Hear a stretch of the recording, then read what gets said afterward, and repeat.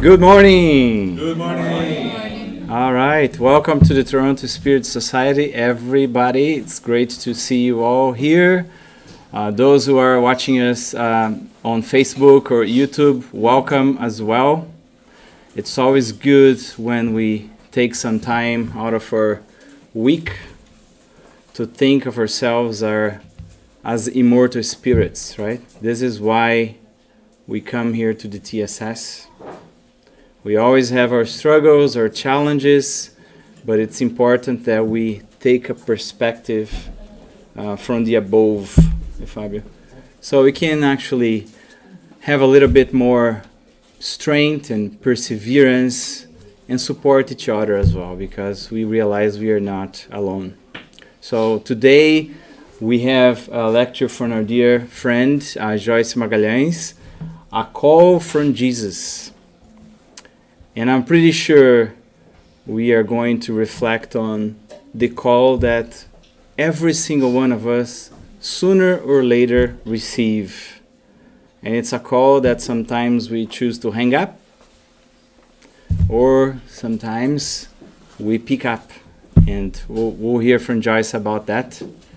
Before we get into the lecture, our dear friend Grace will do the initial reading.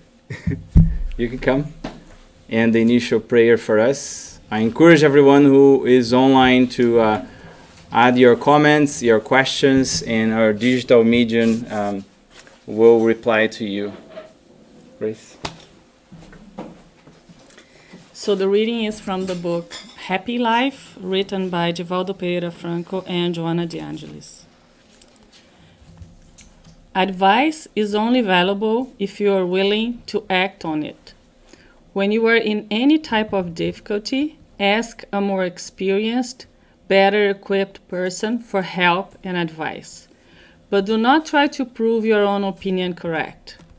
Listen with care, think, and then take the decision that seems most suitable. On the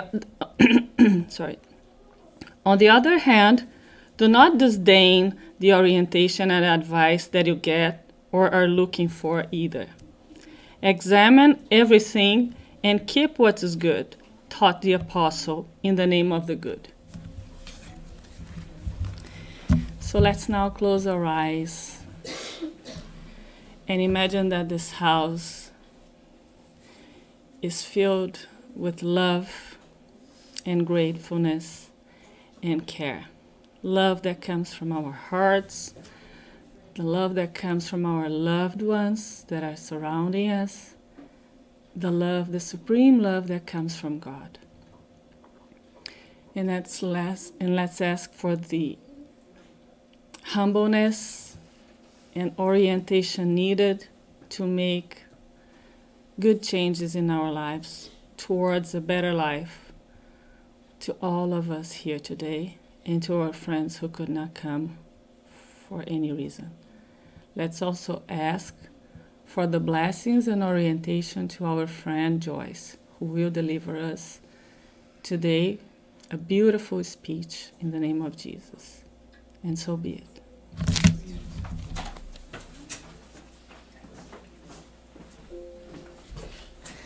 So good morning, everyone. Thank you, everyone, for being here today. So yeah, today this is going to be my topic, A Call from Jesus. And my presentation will be mainly based on one chapter of this book, The Pathway, the Truth, and Life, from Francisco Cândido Xavier by the Spirit of Emmanuel. And it's a great book.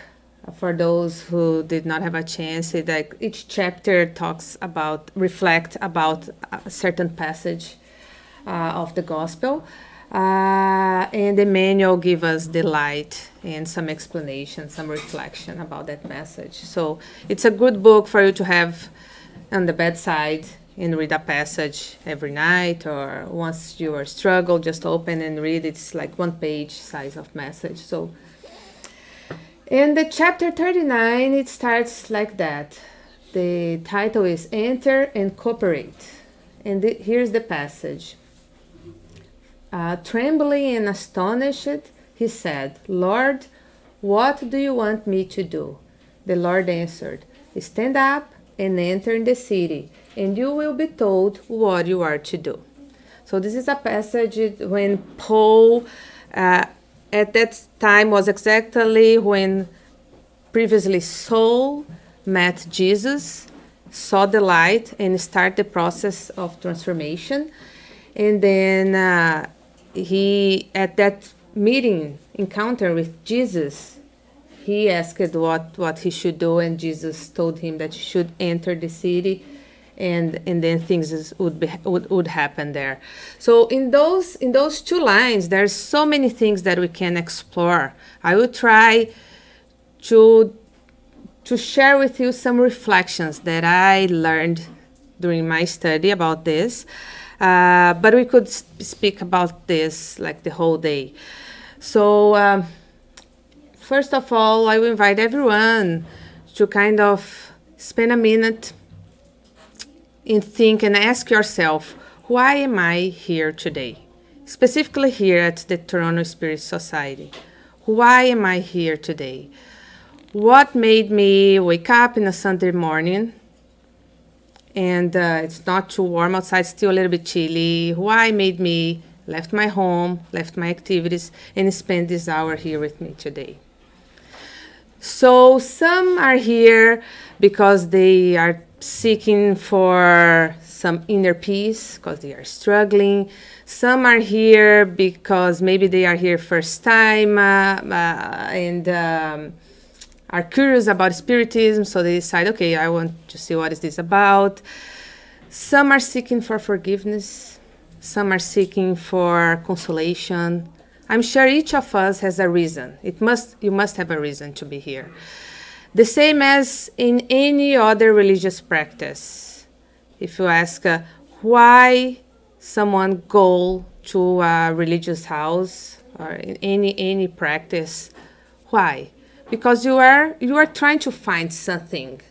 You are trying either to strengthen your connection to God, or most of us are kind of trying to find consolation because we do struggles, right? And also because inside of us, we live an inner conflict all the time. We look around and we see so much suffering, so much pain, and that triggers us, right? And that makes us think, why? Why in our planet we have some people suffering too much? For those of us here that are the small percentage of privileged people that have a house, has food every day, and so on, and we look around and say, why do I have that? And many people do not have that. Or if we are struggling a situation at the moment, we also ask, why am I facing this? And those, like my neighbors, are a lot happier than me. Why? So we keep asking those questions. And the same thing happened with Paul. Before he turned to Paul, before he transformed himself, when he was still Saul, and he had lots of interactions with Stephen, and he was always kind of intrigued, like tricked by how come that guy was so serene and so calm all the time, even facing so much pain in trials. For those here who had a chance to read Paul and Stephen, you know what I'm talking about. And for those who didn't, I highly recommend you to read this book. So Stephen suffered his whole life. Physical pain, psychological pain, like all the type of suffering, like a lot more than most of us here, or maybe all of us. And in not even a single page of the book, you would see him question God, you would see him complaining, you would see him question about the situation, or you never saw him angry, you never saw him complaining. So, and Saul was all the time like kind of puzzled about that. How come this guy He's always so serene and so calm. And why he's always able to handle this, right? So this process, this type of reflection came to his mind and in some way helped him when he was in the process to transform himself, when he started to open his heart and his mind to Jesus and all Jesus' teaching and so on. And it's the same as with us. And I can tell that many of us here cannot really progress or move on because we are stuck in many things, like we are stuck either in guilty of a situation, or which happens to all of us here in our stage of evolution, we are always stuck in material things, right? We are so attached to every simple things, even an old shoe that you have. Sometimes it's so hard to let it go and get a new one because you get so attached to something so silly, right? And this is us with, like, I'm giving an example of a silly thing, but this is us with everything. And when Jesus came and invited Paul to join him in this journey, to help him to spread the message, in order to Paul to say yes, like, and for those who read the book knew that Paul was a rich guy, was like, he had everything that we in our eyes think that would be important things for us to be successful in life. But in order to follow Jesus, he had to let it go all that. He gave up on everything, and specifically on Paul, even in family relationships, because no one understood his decisions, no one was supporting him. So he let it go, everything. He detached from all those things, all material things, and all his previous life. And then I ask again, if Jesus come here today and meet you, how many of you, or how many of us, because I'm totally included on that, will be able to let go all our stuffs? We would have a hard time even to let go that old shoe that we love too much, that we use every day, right? And even if we go more in more things, like our house, how come I worked so hard, I have all these things that I built up in life, how come I let this go? Okay, but it's just this, I'm just starting to make you, to invite you for some reflection. Obviously, Jesus does not want us to be like Paul and give up on everything.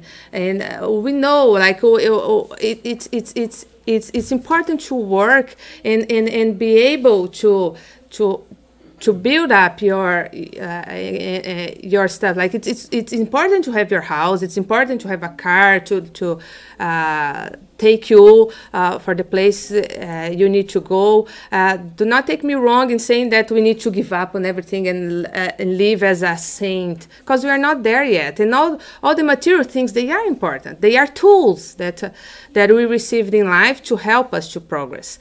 But we just need to make that reflection on your priorities. What are you giving importance to, and how much you are attached to things, and because that might be one of the things that are impair you to progress, right? And so Paul had this chance to have this unique experience of transformation in one life that it's pretty hard. I mean, it's just Paul.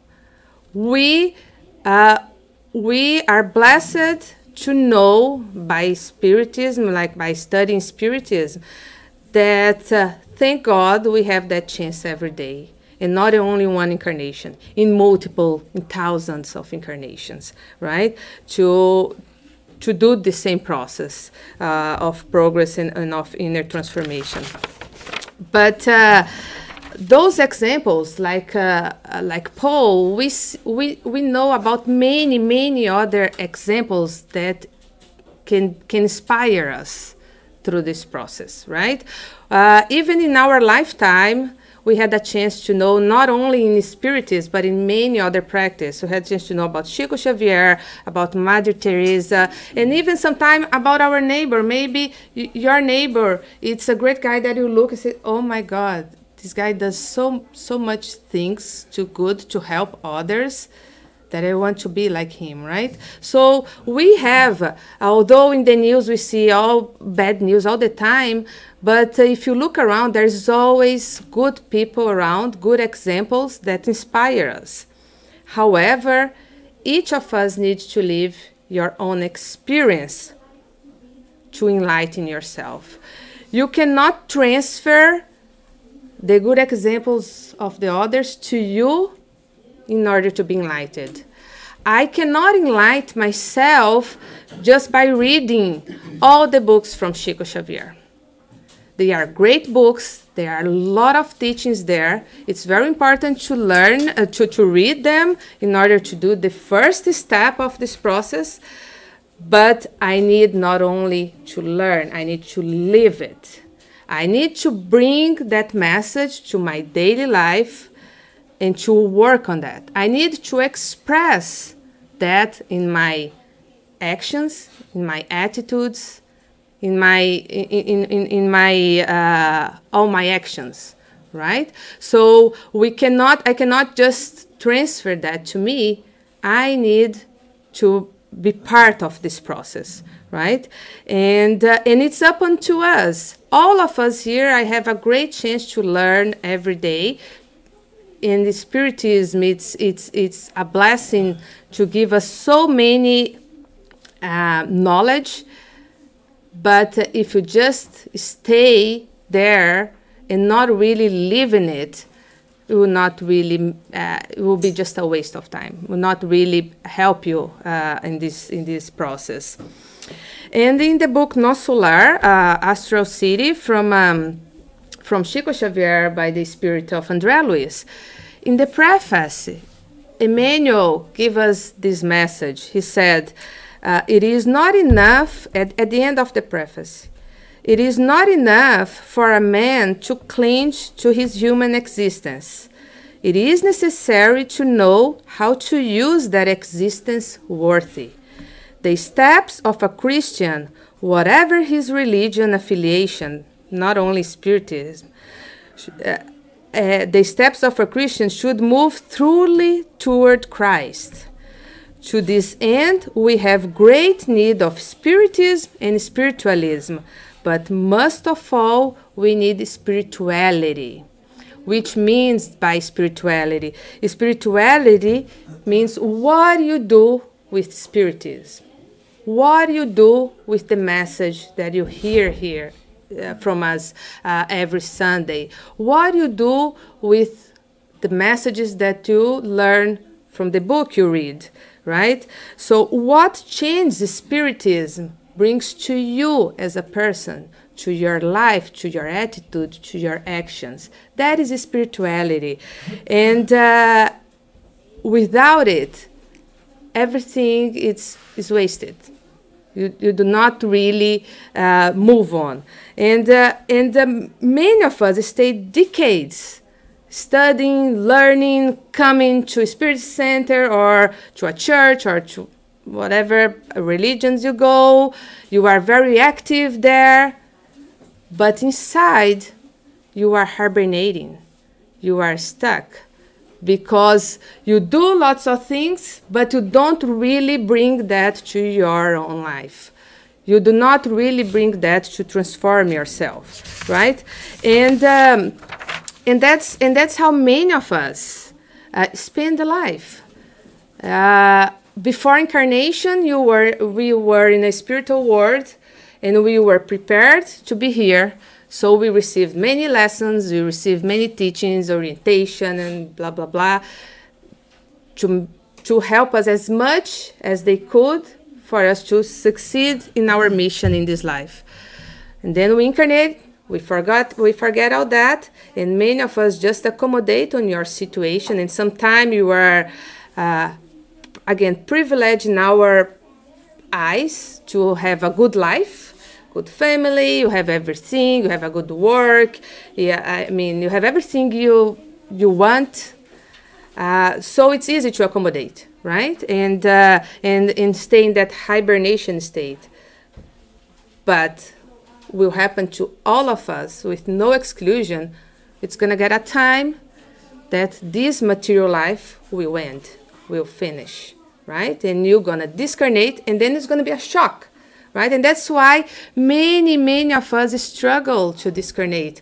And when you get, again, back to the spiritual realm, you are shocked about all the time that you wasted. You are shocked and then feel at the same time guilty for not taking advantage of this school here, right? We need this experience to progress.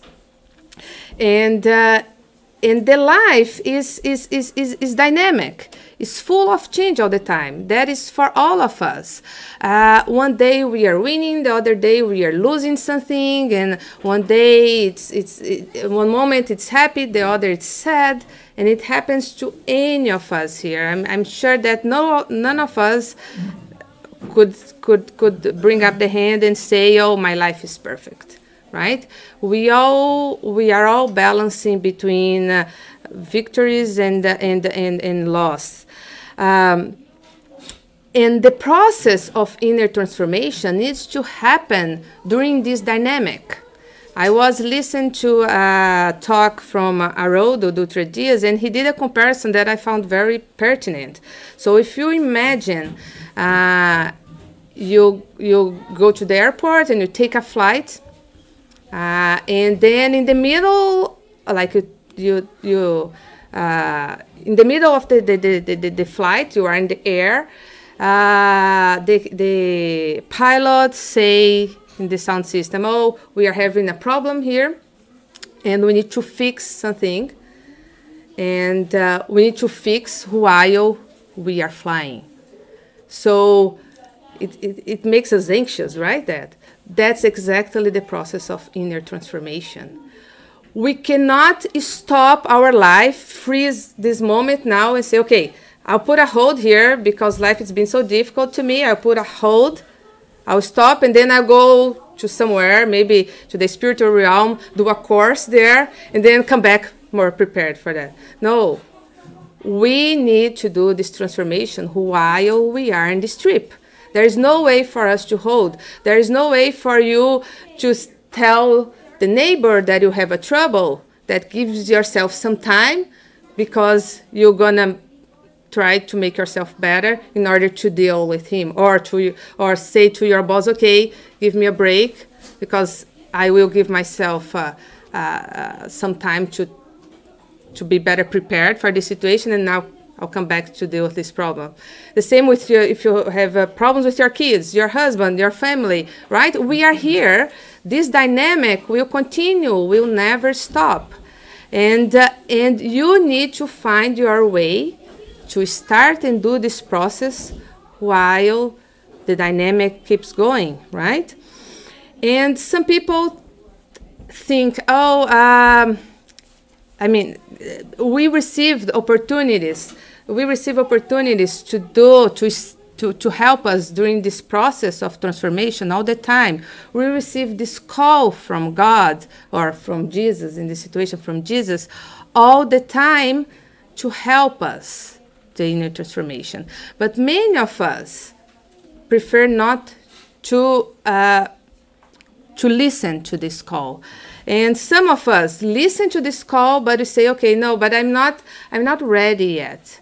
I can say a simple example for working as a volunteer in a spirit center, for example. It's an opportunity. It's a great opportunity. But some people say, "Oh no, I'm not good enough." Like to be there, giving a talk, you need to be very well prepared. You need to be.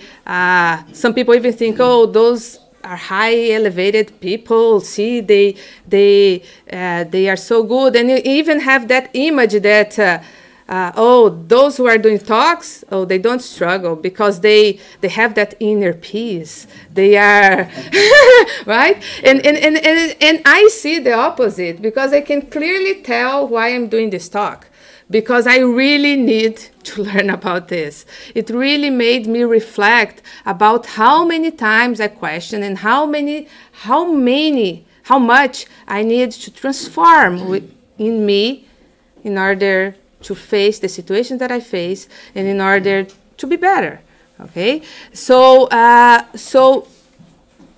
my message is: you don't need to wait for perfection to start this work, to say yes to the call from Jesus. Because that will not happen. The work will be the way for you to achieve perfection. The perfection is not the way for you to say yes to the work. You need the work. That's the only way for you to achieve the perfection that we all seek. One example is Allan Kardec. He was 52-year-old when, at that time, he was not Kardec. He was Hippolyte, his name. He was invited. He was a professor, not known. No one knew about him. I mean, he was a normal person, like each of us here. Person that went to work every day. He was a professor. He went to school. He teaching and exactly the same as each of us here. And then he was invited to watch some moving tables. And then he went there in that meeting, and that triggered him to kind of find out more about that until he received the call from Jesus that he had an important mission because he would be the codifier. He would be the ones who will bring us all the message from Spiritism. And by that time, he had to choose, say yes or no. And as I telling you, we can have that image that, but Kardec, this guy is a highly elevated spirit. For sure, to be able to do this job, this mission, he was a highly elevated one. But I can tell you, no, he was very similar to all of us. And if you ask me, but he was such a high elevated that for sure God chose him because he would never fail. And I tell you that you are totally wrong. He could definitely fail this mission. He could have said no. And God has a plan. He never put all his plans in one person.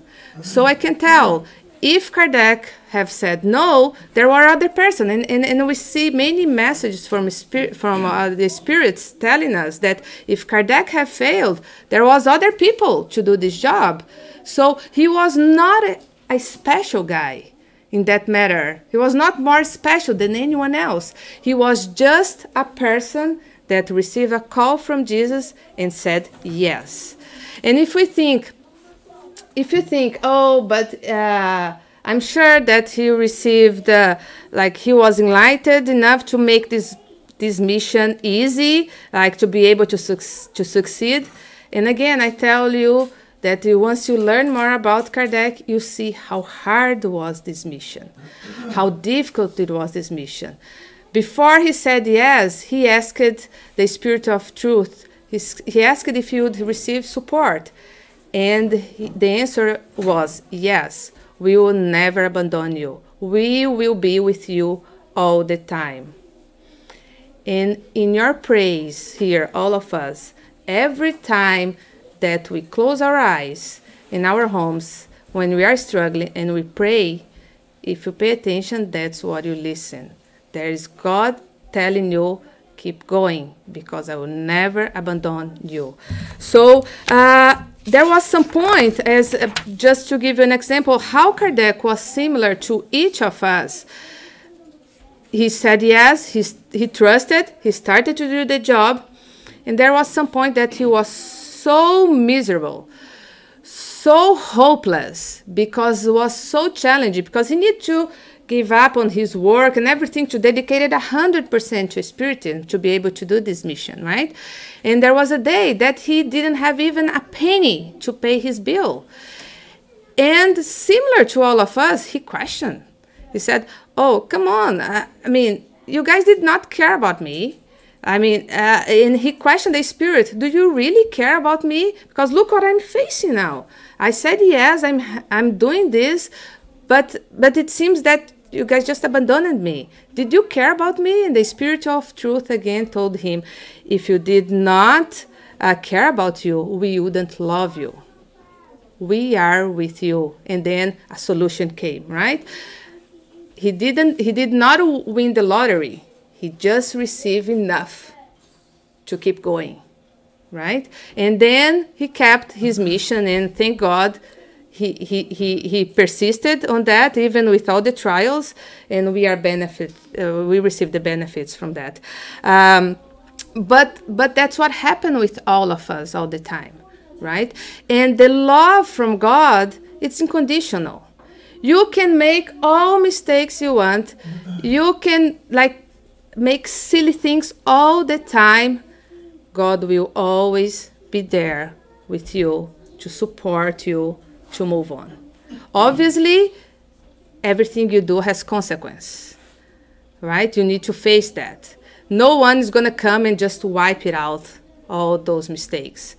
But God will be there to give you the support and the tools that you need to move on. So, again, similar as Kardec, in order to be Kardec that we know today, he had to give up on lots of things. He had to let Hippolyte decrease to let Kardec be born, right? So he was not born enlightened or as a high elevated spirit. He elevated himself through work. He brought light to his life through his work, and is exactly the same as all of us here. There is no way that we are born high. We need to use those tools. We need to kind of pay attention to the calls we receive every day, to the opportunities we receive every day to enlighten ourselves. So it's not a miracle. Okay? And it was the same with Chico Xavier, was the same with Mother Teresa de Calcutta, was the same with Paul. None of them were born high. They elevated themselves, they took advantage, they enjoyed all the opportunities, and they said yes to all the calls that they received from Jesus, right? In different levels. So, if you think about our life, we are always totally dependent on each other in many ways. Also, you can say, "Oh no, I'm a good person. I'm very patient," but you are patient until someone throws you off. You love until someone offends you. So all your feelings are not yours, are from the others, are what the others cause on you. So that is not a true love. That is not a true patience. Because if someone from outside, the external factor, are able to make that change on you, that is not true. And if you think again, going back to that example of God, see how many mistakes we do all the time? But God, the love that God has toward us, never ever change. It's always the same. It's like a mother with a child. We do not start to love more our kid when they start to learn how to walk. Our love are the same. Even when they progress or even when they make mistakes. Our love are the same. I use the mother because it's an example, because it's hard for us to imagine God and how come he loves us unconditionally, right? But if you see some examples as a mother, it's not obviously as true, as powerful as the love from God, but it's what we have here that is closest and help us to understand. So that's the love that we need to seek for, right? And then you might wonder, I'm not as high elevated spirit as Paul. I cannot do the same. But again, as I said, we were very similar, with the very similar imperfections. And the difference is that Paul said yes, and he used the work as a tool to help him progress. And that's what is up unto us to make the same decision, right? So we kind of question our situation, and when we are struggling, we tend always to put ourselves as a victim, and think that and always try to find an excuse why we don't do a good job. So many of us could say, oh no, I know I have that opportunity, but I just don't do that because now I'm having a very difficult time. Once I resolve that problem, then I'll be able to do those things. But you need to remember that the situation that you have at the moment is not by a chance. I can tell by us here, most of us here are immigrants. So you are not here in Canada by a chance. There is a reason. And one of the important messages that we learn from Jesus is that we need to learn to flourish where God has planted us. So if you are on your family with much struggle at this moment, it's because there is a reason, and it's for you to flourish there. It's not for you to stay stuck and just crying and question God why you have so much trouble. No, it's for you to use that moment and that chance as an opportunity to improve yourself as well as improve the whole situation, right? So there is not a perfect garden to flourish. There's always going to be many troubles around, and you always going to have the power to enlighten yourself and to flourish. So if you think in our society today, especially with social media that we see all the time, people sharing pictures and situations that seems that everything is like everyone is having that happy life. And we tend to pressure ourselves to stay on that level, right? So we are constantly pressure ourselves to be the same, following that standard that you think is the best. So we kind of look around and we are comparing ourselves all the time. And one of the important things for you to be able to really move on and progress is if you stop that comparison.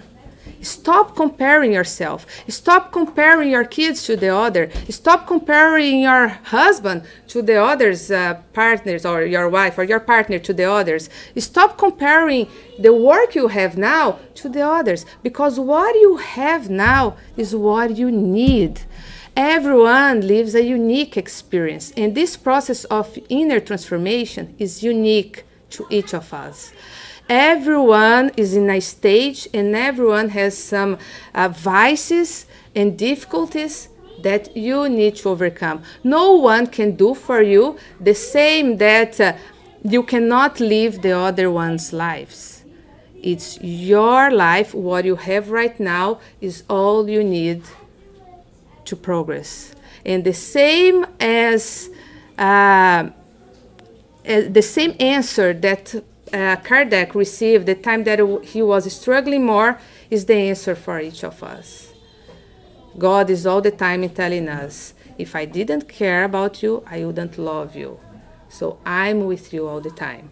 Okay? So we need to remember that we are all creations of God, and He cares about each of us equally. And the same thing when we think about opportunities to progress. You look in a Spirit Center, for example. Many people think that, oh no, I'm not. I help in the Spirit Center, but I'm not that important because I don't do talks.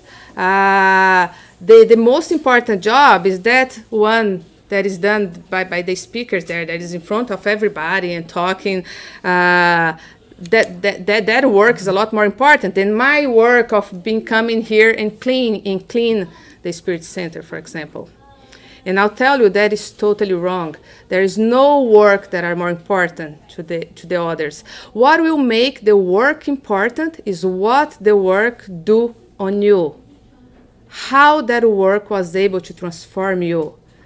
If I come here, prepare for this lecture, and tell you guys all those things, and if I don't really bring that to me, to my personal experience, my work is totally waste.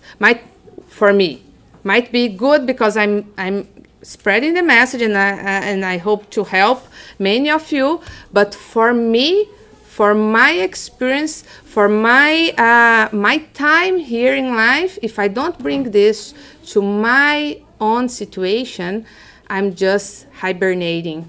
I'm just living a day by day and not really taking advantage of anything. So there is no work that is more important than the others. The same, I work in the hospital, and I tend to tell that for the people all the time, because as a physician, they have that image, oh, the doctor is the God here, so he is the most important. So all the others are just kind of secondary. And I said, no. Every single person here is important to achieve the outcome. And the work will be only important if I question myself what I'm doing with this work, right? What this work is doing to me? What are the results of my work, right? So it's a huge mistake when we think that some people are more important than the others. And again, we need to remember that we are all in the same boat. The life is dynamic for all of us. Things are changing all the time. Today I'm here, I'm not sure if I'm going to be here tomorrow, and things are going. So we need to enjoy the present and take advantage of this moment now, right?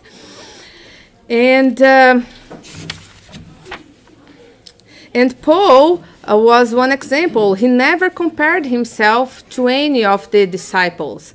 He was conscious about his job. He was conscious about how much he needed to give up and how much he needed to do to transform himself. All that work that he did was important for all of us, but was mainly important to himself, to transform himself. And that's why at the end he was such a successful person, right? And we need to remember that this dynamic of life, it's a result of the laws of God, law of progress and law of destruction. Those are together. Things are constantly moving. Things are constantly changing, right? And we need to make sure what we prioritize. What are we giving importance in order to be able to reach our goal of perfection? And we need to know that every single material things that we have here, they will end. All those things are temporary. What stay is what we build up inside ourselves. That no one is able to wipe it out. So that's what we should work on every day, right? So nowadays, if we compare to the time of Paul, or even like people in like 100 years ago, today we are blessed. because we have this great tool of Spiritism that bring us so much knowledge, that show us about immortal life, about people didn't know that before. Like the disciples from Jesus, they decided to say yes to his call without knowing that, not knowing about immortal life, about multiple lives, about the law of progress, the fact that we always gonna have another chance to redo the law of action and reaction. We have that in our hands. So if we compare to that time, we are in a lot better situation now to be able to succeed.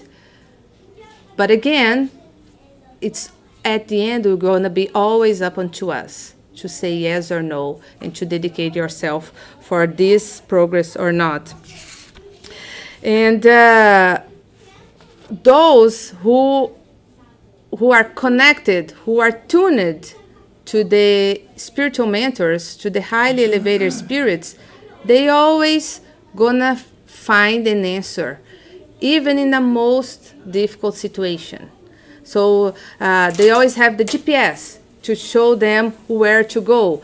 If you reach that level, that you are able to strengthen your faith and really believe on the fact that you are never alone and you are never abandoned, you will always find a strength you need to overcome the situation that you are facing. And that's exactly what Spiritism invites you, right? To trust and believe that God is here for all of us. No one is more important than the others. The love from God is equally. God loved as much he loved Jesus, he loved us. He loved us. As much as he loved Chico Xavier, that is more like close to us, he loved us. And the opportunities are there all the time. We need to open our heart and our minds to say yes. Doesn't mean it's going to be easy. Again, you are in exactly situation that you have to be. And likely this is all consequence from all your previous experience. So the idea is not to make it all the problems all of a sudden solve it, because how are you going to progress like that, right? But the idea is for you to have that feeling that although life has been difficult and struggles are there all the time, I have the support that I need, and I will receive every day the tools that I need. And just by being here today, it's your first step. Believe. If you are here today, regardless what you are facing, you already did the first step. Now it's up unto you to continue. And always remember that God is all love and justice, and he will never let you alone. Uh-oh. I thought I had another slide, but it's just a message of for you to finish saying that you are never alone. All right, thank you very much.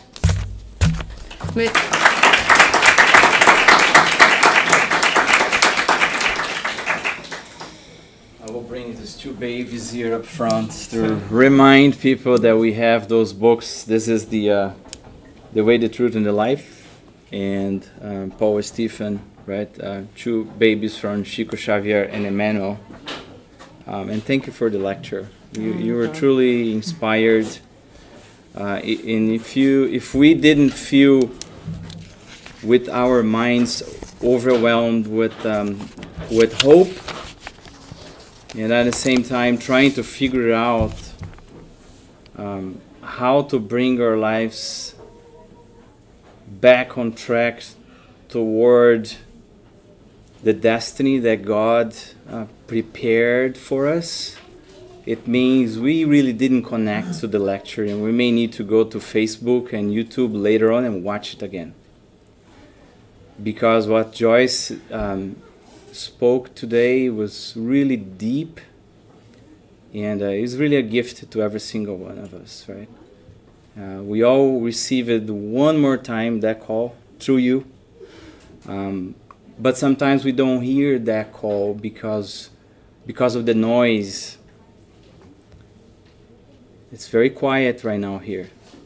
But there's a lot of noise in our minds. There's a lot of, we can't do it. I'm too busy trying to save the world. And doing the analogy that you mentioned about the plane, right? When there is an air accident or something going wrong with the plane and we have the oxygen masks coming, we always hear the instructions, right? If mask came down, put first on you. Because then we have a ability to help someone else. So it's the same thing with Spiritism, right? When we hear a lecture like this, we immediately think about our husband, our wife, my uncle, my daughters and my sons and my neighbors and my boss. We rarely think about ourselves. So the first on that call is, what can we apply to ourselves, right? And it's interesting because I mean, I'm saying because it happens with me, and I'm pretty sure that happened with all of us. When you face a situation, you always tend to compare, right? So when I struggle with my son, for example, we tend to compare. We look at the other kid and say, oh, look, he's like such an easy, because that's what we see as well, right? We are not living with the other kid in a daily life. So maybe if we talk to their moms, will not be the same. But we have that impression, oh, look how easy. They listen, that kid listens to the parents. They do everything. How come mine is giving me that trouble or with behavior or anything? And then this studying by this message kind of tells me, okay, instead of comparing yourself, remember that you are in the garden that you need to be. So why, instead of comparing, you started to flourish for your son? Because he needs you, right? Because if I'm there and if I have that problem, it's because I have to. Yep. It's something that I need. And that example applies to everything, applies to any relationship, to your job. So instead of complaining, remember that you can be the one to flourish in your work. And you might be able to change everything just by changing yourself. Right? Any questions for anyone here in the room or in the internet? Yeah, question from Johanna.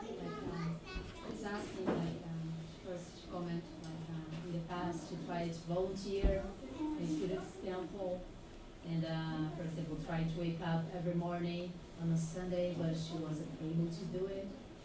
She's not proud of it, but it seems like the opportunity appears to her, but she can't do it. So she believes she wants to help, but she's not ready yet. So what's your thoughts about it? Okay, I'm going to repeat here. Thanks, Johanna. Johanna is a good friend who are always with us on Facebook. So she's saying that in the past she thought about volunteering at the Spiritist Center, even tried, but she had a hard time waking up earlier and couldn't do it, right? So what do you say? What should we really wait for something in order to do it when we don't feel ready? Will we ever feel ready, Joyce? And that's the thing. We will never feel ready. Because in order for you to feel that, in order for you to feel that you achieve the perfection, you need to work to get there. So you never feel ready for the job because you need the job to make you ready. So we see many people that we think, oh, that might be a great person for this job. For example, giving lecture. And then they say, oh, like people that has, for example, great knowledge. And then we invite them and then they say, no, I have a hard time to speak in public. And I feel shy. But then when they decided to say yes, and they come and they start to do, they overcome that difficulty, they become great talkers. I saw a talk from Haroldo that he said exactly like that. He was one of those guys that he hesitated a lot to start to give talks. This is just one example, right? About people that's, and now look how much he does. And this is, you can apply that for every single situation, Johanna. Remember that you need the work and the opportunity to be ready. Actually, that opportunity comes for you to be able to be ready. None of us are born elevated. Yeah. There is no miracle. We need to struggle through our trials to achieve that level.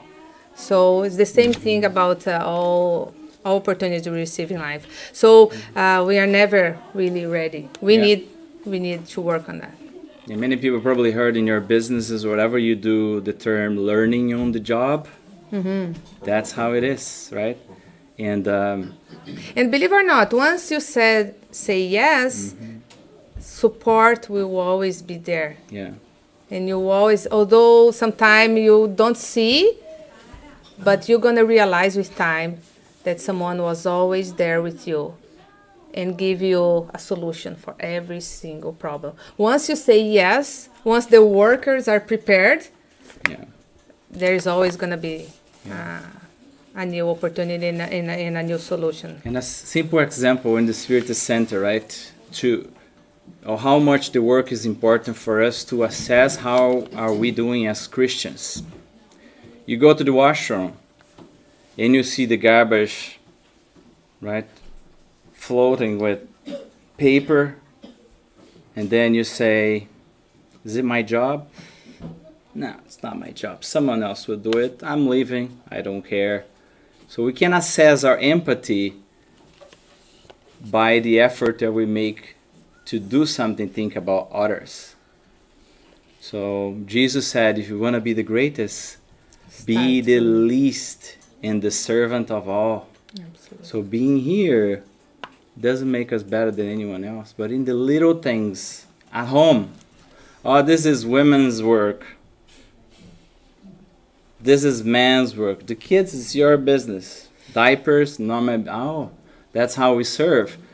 That's our pride, right? And if we look at the gospel according to Spiritism, the spirits tell Allan Kardec and all of us, put all your focus to eliminate selfishness and pride. Right? This is the focus. This is why we are here. So the tasks at the Spiritist Center, we're never ready. But if we never start, it means we are giving up to our pride and selfishness. And we are hibernating. Exactly. It's like the person that said, you know what? When I win the 649, I will do charity. Guess what? You're never going to do. Yeah. And maybe tomorrow, who can guarantee that we're going to be here tomorrow? Who can guarantee that tomorrow is the day that we are going back to the spiritual realm? And we'll be asked, what did you do with your time? Well, I didn't win the lottery. I couldn't do it. Well, you were not meant to win. You were meant to do what you're supposed to do with the resource we gave you. And we have two hands. We can hear. We can see. We have legs. Yeah. Right? We have homes and families and intelligence. We have everything we need to transform ourselves and the others around us. Right? There's really no excuse.